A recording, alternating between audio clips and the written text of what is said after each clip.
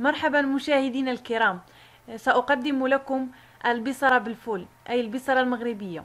عندنا هنا القليل من البصرة في هذا الإناء أو كوكوت. ناخذ شوية ديال الماء ونديرو نتركه يدفى قليلا، ثم نضع فيه البيصرة. قبل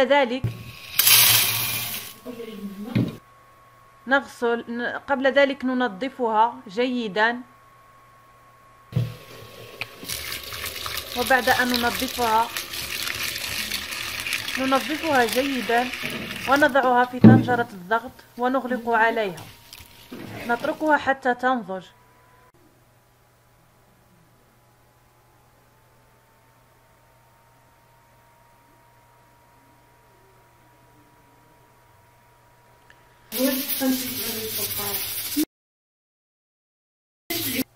سأرافقها بالقليل من السردين والفلفل. طريقة: سأضع السردين، القليل من الخرقوم أو الكركم، القليل ملعقة واحدة من الكمون، ملعقة من الفلفل الأحمر، والقليل من الملح. هنا القليل من الكزبرة والبقدونس، بصلة صغيرة مفرومة فرما ناعما،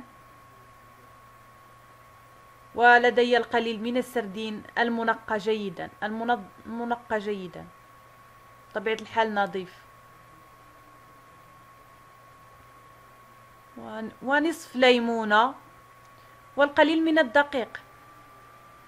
نعصر قليل من الليمون فوق السمك، ثم نضع القليل من الكزبر والبقدونس والقليل من البصل، ثم نضع التوابل: الفلفل الأحمر والكركم والقليل من الكمون والقليل من الملح.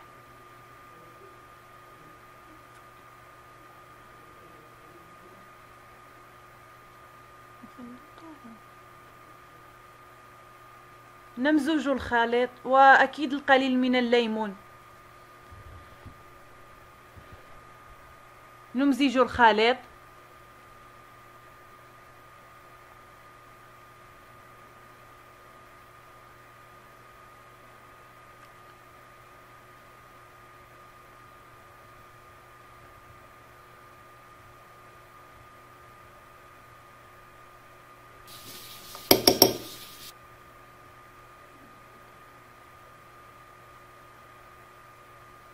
والآن سأضعه في وسط السردين.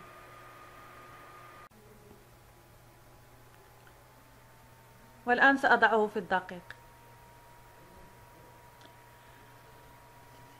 أكيد سيدتي، إن كنت تحبين هذه الحشوة تستطيع أن تستعمليها، وإن لم تكوني تحبي حشوة البصل والبقدونس فقد تستطيع أن تضعي فقط التوابل، فأيضا بالتوابل يكون جيدا ومذاقه لذيذ حسب مذاق. إن كنت تحبينه هكذا فضعيه، إن لم تكوني تحبيه فلا تستعمليه، ذلك حسب ذوق الجميع، كل واحد كيف يحبه.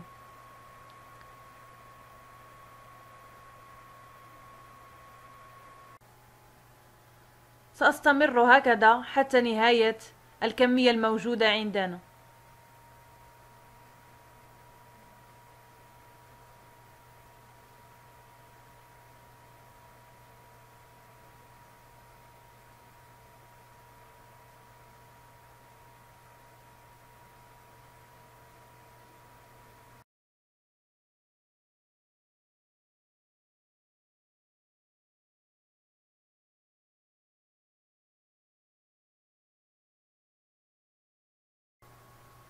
الآن بعد نضوج البصر سنفتح طنجرة الضغط لكي نرى كيف أصبح.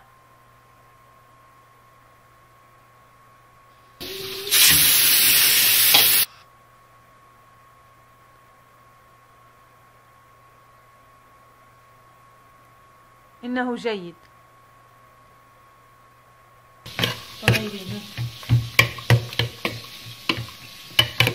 سأحركه قليلا. أضع التوابل: القليل من الملح، ملعقة صغيرة من الكمون، ملعقة صغيرة من الكركم، وملعقة صغيرة من الفلفل الأحمر.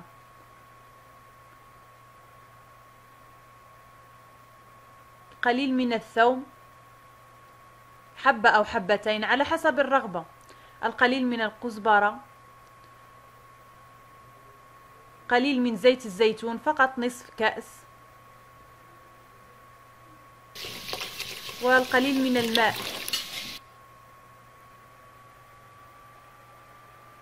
والقليل فقط القليل من الملون الأصفر، ذلك لكي يعطي لون جيدا. إن كان لا يوجد عندك فلا مشكلة.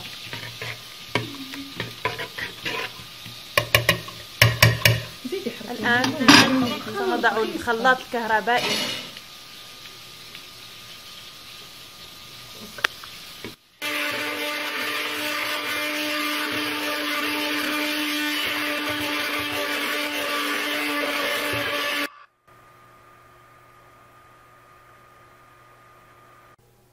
سأضيف القليل من الماء، وإن كنت سيدتي لا تحبينه هكذا فتستطيعين مزجه كثيرا حتى يصير شكله ناعما، فأنا أحبه هكذا. لكن إن كنتما لا تحبونه تستطيعون أن تمزجيه جيدا. نغلق طنجرة الضغط ونعيدها إلى فوق النار حتى ينضج معنا. بعد مرور تقريبا 20 دقيقة الآن أصبح جيدا. نتركه قليلا فقط ثم نطفئ النار تحته.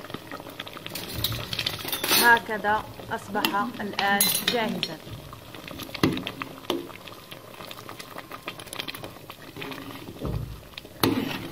الآن فهو جيد. أنا الآن سأطفئ النار عليه. سأقلي بعض الفلفل معه لكي أقدمه، لأن مذاقه يكون جيدا. ما تحورش مزيان. سأقليه في الزيت وأقدمه معه. والآن أصبح ناضجا هكذا. إنه جيد. هذا اللون بسبب الملون الغذائي. أتمنى أن ينال إعجابكم مشاهدينا الكرام. هذا هو السردين.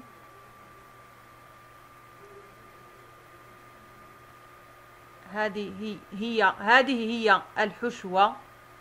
أكيد إن كنت تستطيعين لا تحبينها تستطيعين الاستغناء عنها، فقط ضعي مجرد التوابل. فهناك الكثير الذي لا يحب البصل والكزبر، أو تستطيعين أن تضعي الثوم مكان البصل. سأضع القليل من زيت الزيتون والقليل من الكمون، وإن كنت تحبين الحار فتستطيعي أن تضعيه. أقدمه لكم مع الخبز. هذا خبز المنزل، خبز المغربي. أتمنى أن ينال إعجابكم، وشكرا على حسن المتابعة، وإلى اللقاء.